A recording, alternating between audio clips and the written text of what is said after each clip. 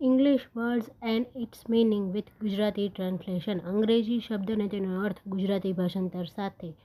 ક્રીપિંગ, moving slowly, ધીમે ધીમે સરકવું. Brownie, small, નાનું.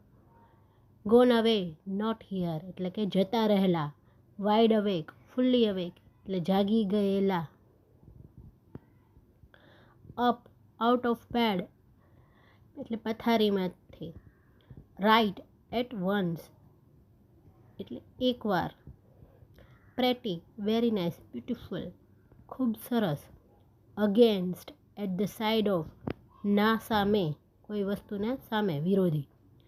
Two please, to make happy, ખુશ કરવું.